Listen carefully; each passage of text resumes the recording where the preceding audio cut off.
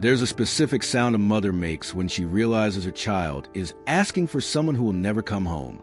Romeca Meeks' 7-year-old son turned 7 days after shooting. He's still asking where his mother is. But here's what breaks your brain about this case. The woman who pulled the trigger claims she was the one in danger. The man who connected them both, who fathered children with both women, was standing right there. And according to prosecutors, he didn't just watch. He participated. 3 shots fired. A pause between the first and the final 2. Video evidence that everyone's seen, but somehow tells a different story depending on who's speaking. And a defense attorney with a track record of getting clients off in cases where the shooting was caught on camera and the evidence seemed insurmountable. So the question isn't just what happened on September 8th, 2024. It's this: at what point does fear become murder? And who gets to decide? We've all felt jealousy's cold grip on our chest. That suffocating pressure when someone you love might be loving someone else. For most people, it lives in late-night texts and tearful conversations. But what happens when that jealousy has a face, a name, and a shared connection that can't be erased? This case lives in that space between justified emotion and unforgivable action. And the distance between them? It's smaller than you think. On that September morning, 2 women converged in a parking lot.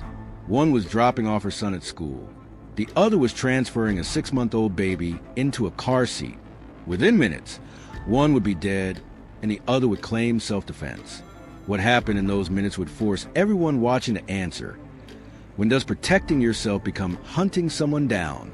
If you want to understand how ordinary human emotions, jealousy, fear, anger, can lead to extraordinary tragedy, you're in the right place. Subscribe, because this story will stay with you long after the verdict.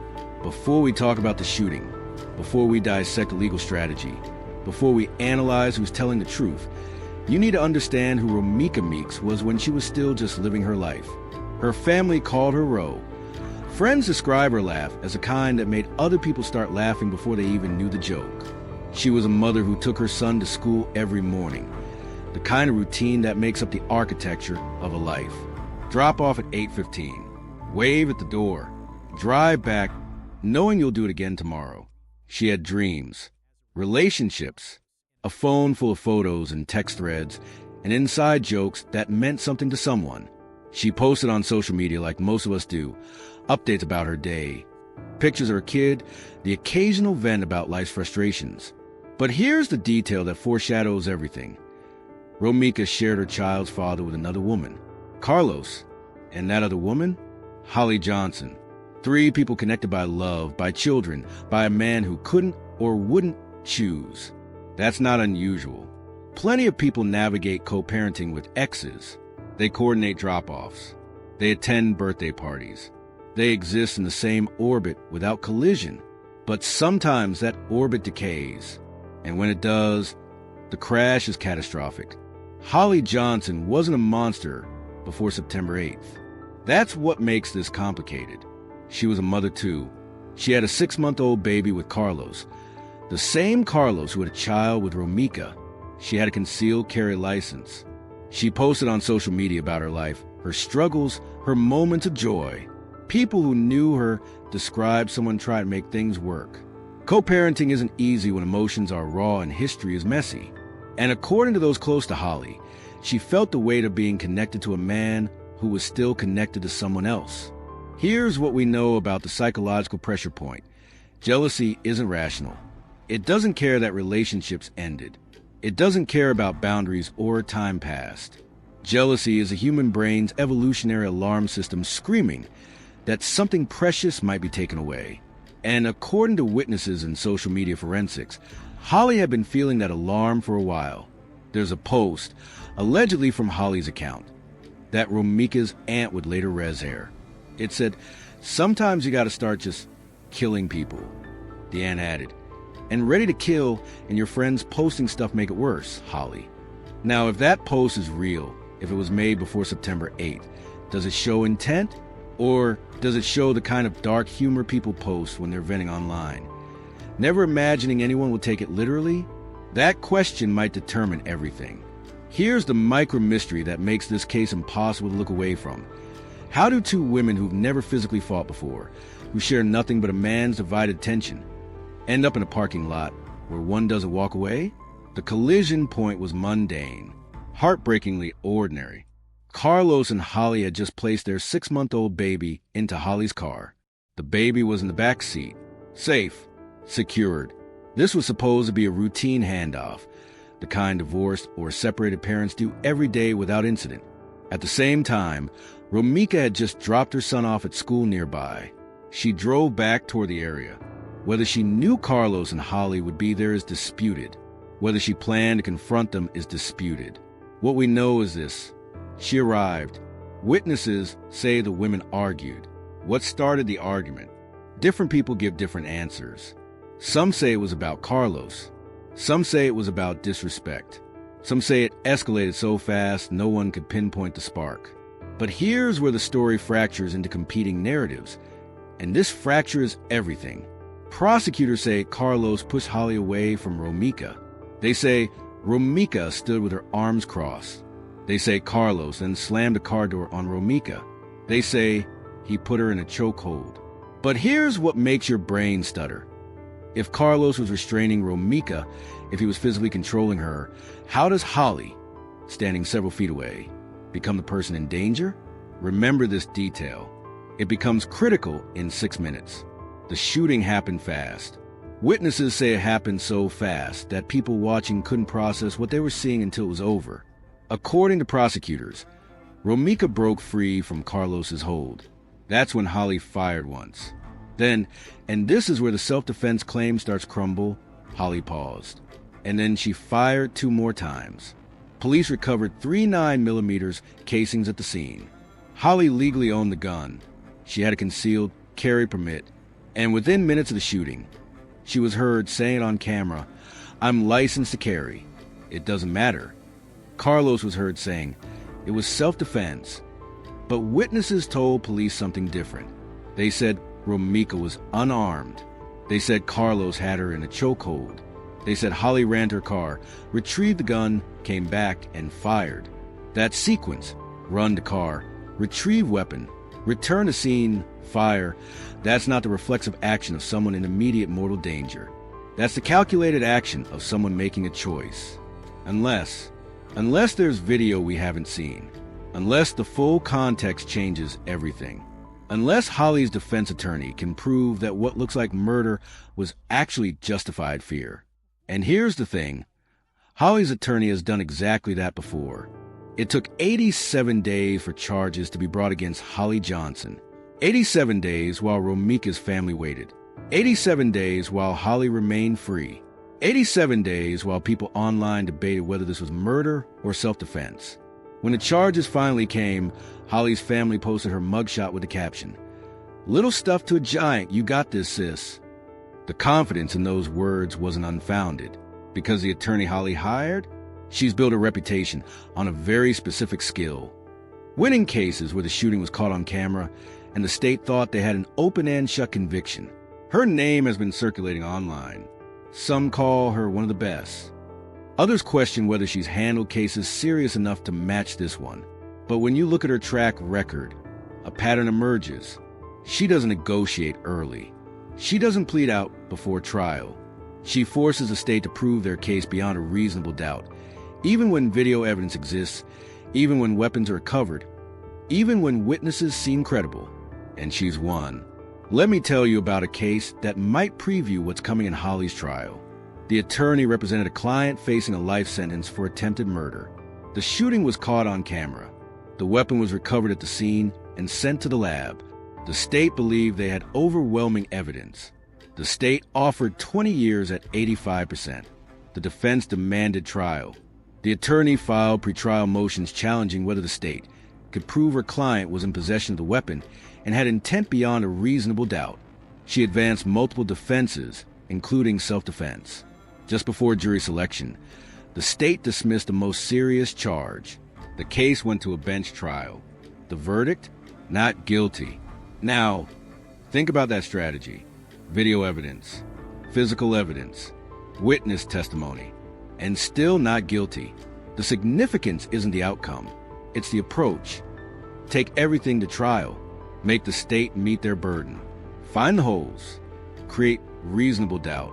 And that matters here, because in Romeca's case, there's video too. Here's another case that shows the pattern even more clearly. A woman named Carlicia Hood and her 14-year-old son were charged with murder after shooting inside a restaurant. The attack on Hood was caught on camera. She was punched 3 times in the face. Her son, standing in the doorway, shot the attacker in the back as he ran outside. The same attorney represented Hood. She argued that a reasonable inference could be drawn as to why Hood and her son reacted the way they did based on the context, perception, and evidence shown on video. Prosecutors dropped the charges. Hood walked free. At a press conference, a reporter asked the attorney directly, "Why did the son have to keep firing as the attacker was running away? Why didn't they just leave?" The attorney's response? "Look at the video. You see how fast everything happened. You can draw a reasonable inference.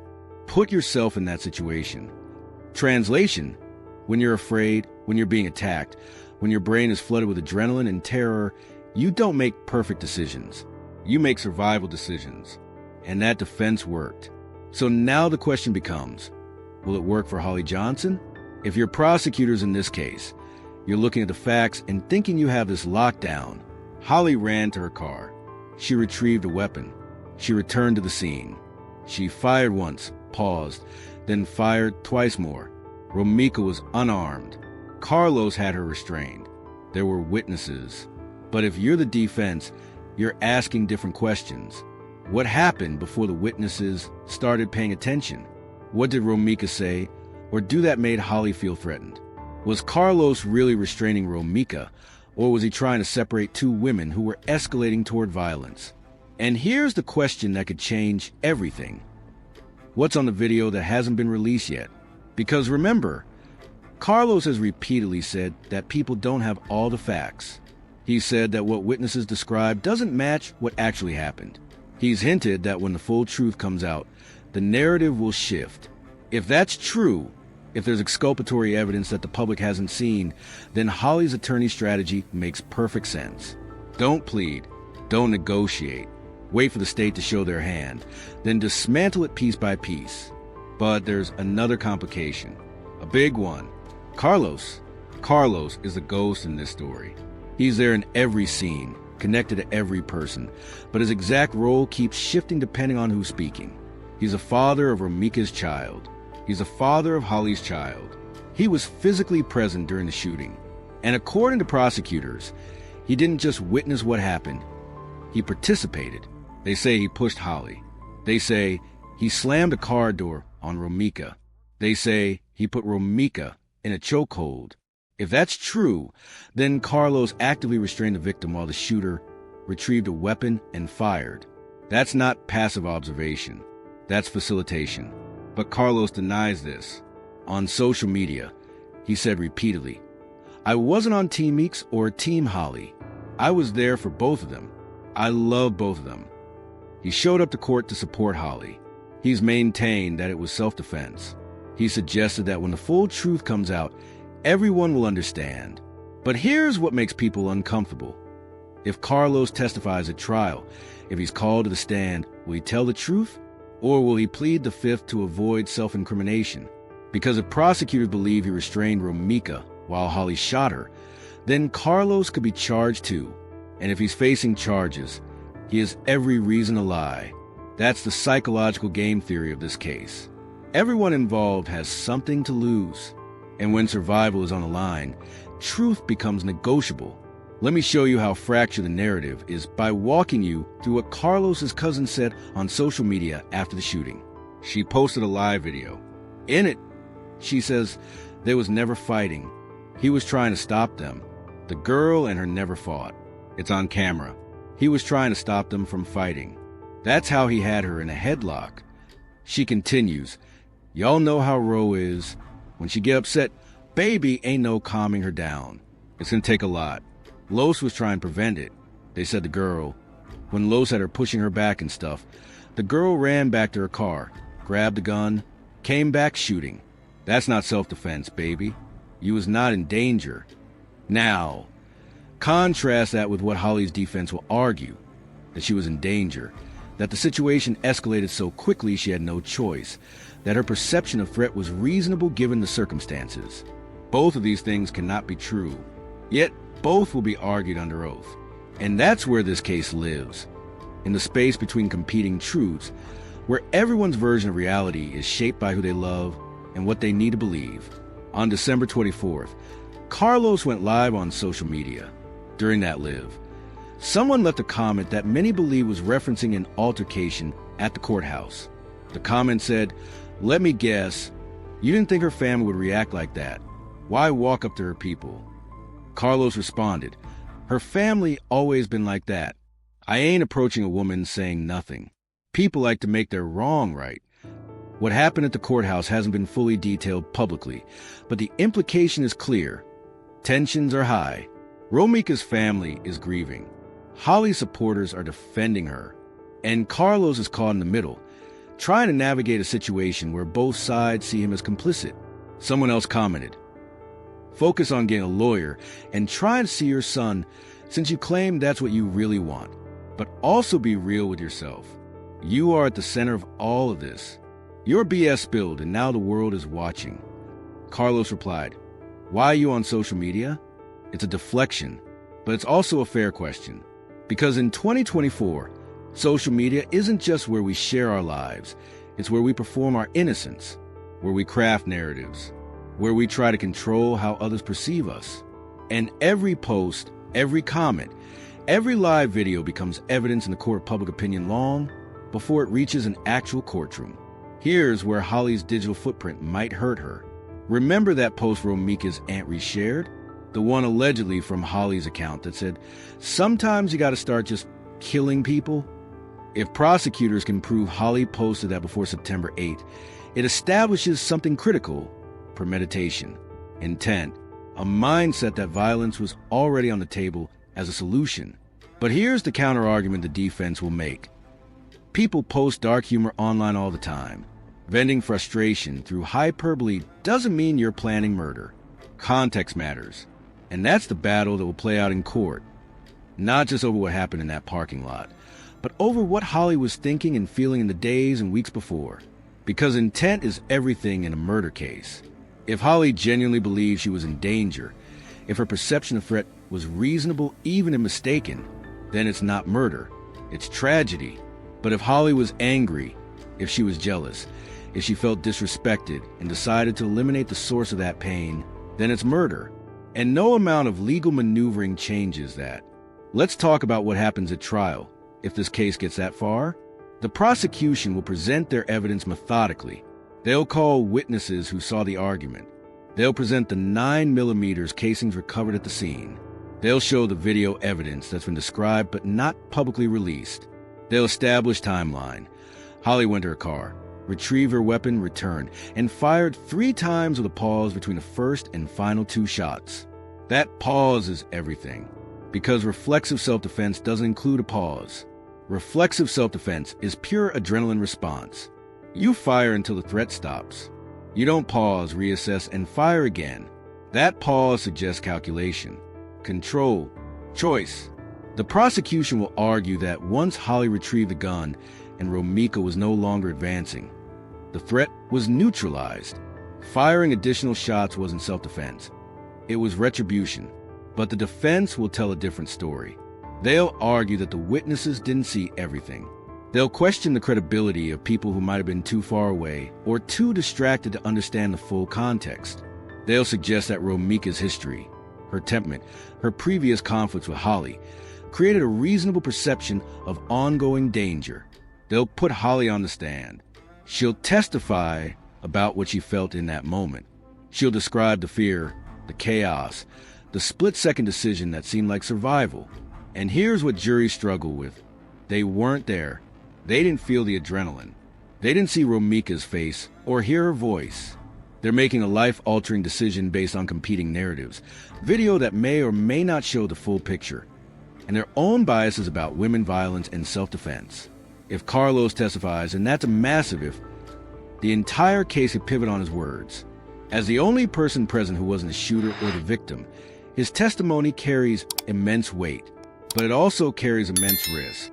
If he testifies that he restrained Romeca, prosecutors could charge him as an accomplice. If he testifies that Holly was in danger, he's supporting her self-defense claim, but potentially contradicting witness statements. If he pleads a fifth, the jury will wonder what he's hiding. There's no version of Carlos's testimony that doesn't create new problems. And that's exactly why defense attorneys love complicated cases like this. Because when the facts are messy, when everyone's credibility is questionable, when video evidence requires interpretation, reasonable doubt becomes achievable. And reasonable doubt is all the defense needs. Holly Johnson is scheduled to appear in court in January 2026. During her second court appearance, prosecutors requested DNA from her. That request sparked immediate speculation. Why would they need her DNA? Some believe it means multiple sets of fingerprints were found on the weapon. Others think the gun might be tied to another crime. Some have even speculated that someone else fired a weapon that day. We know Carlos posted in 2024, "Don't be concerned, I'm concealed." That suggests he had a concealed carry permit too. But prosecutors have never publicly stated they're investigating Carlos as a suspect. They've never indicated they believe more than one person fired a weapon. So the DNA request remains a mystery, one that might be answered at trial or might never be explained at all. This is what makes following cases in real time so maddening. We get fragments, hints, court motions that suggest something significant without revealing what. And we're left to piece together a story from incomplete information. But that's also what makes this case so compelling. Because the gaps in our knowledge mirror the gaps in everyone's knowledge. The witnesses didn't see everything. The video doesn't show everything. Even Carlos, Holly, and Romeca's family members, people who were closest to the situation, don't agree on what happened. Truth is supposed to be singular. But in this case, truth is fractured across a dozen different perspectives, and no one has a full picture. Let me tell you what haunts me about this case. It's not the legal strategy. It's not the debate about self-defense. It's not even the question of who's lying. It's this. Romeca Meeks' son is 7 years old. He turned 7 days after his mother died, and he still asks where she is. There's no legal argument, no courtroom victory, no acquittal or conviction that brings her back. There's no sentence that makes his birthday not forever tied to loss. Holly Johnson's 6-month-old baby will grow up knowing their mother either went to prison or was accused of murder and fought to stay free. That child will someday Google their mother's name and find this case. That's the inheritance of violence. It doesn't end when the verdict is read. And Carlos? He'll live the rest of his life knowing that 2 women he loved, 2 women who bore his children, collided in a parking lot and one of them died. Whether he's charged or not, whether he testifies or not, that reality doesn't change. This case didn't require a monster. It required jealousy, fear, pride, and a series of choices that each seemed justified in the moment. Holly felt threatened. Maybe she was. Maybe she wasn't. But she felt it, and she acted on that feeling, and now a woman is dead. Carlos felt torn between 2 families. Maybe he tried to keep the peace. Maybe he made everything worse. But his choices created the conditions where this confrontation became possible. Romeca felt disrespected. Maybe she was. Maybe she escalated a situation that could have been walked away from. But she's not here to tell her side, and the absence of her voice is the loudest thing in this entire story. Here's what the trial will ultimately ask the jury to decide. At what point did this become inevitable? Was it when Carlos started a relationship with Holly while still connected to Romeca? Was it the first time jealousy flared and neither woman walked away? Was it when Holly allegedly posted about killing people? Was it when Romeca drove back to that parking lot that morning? Or was there a single second, one moment where a different choice would have changed everything? That we'll never be able to identify, because that's the devastating truth about violence. It looks inevitable in hindsight, but in the moment, it's always a choice. And someone always chooses wrong. The difference between Holly and most people reading this isn't that you're a better person. It's that you've turned away from that edge. You felt jealousy and let it fade. You felt disrespected and walked away. You've been in situations where violence was possible and chosen differently. But under the right circumstances, under enough pressure, with enough fear or anger or pain, how many of us can honestly say we never crossed that line? That's not a justification. It's a recognition of our shared humanity, including the parts of humanity we'd rather not acknowledge.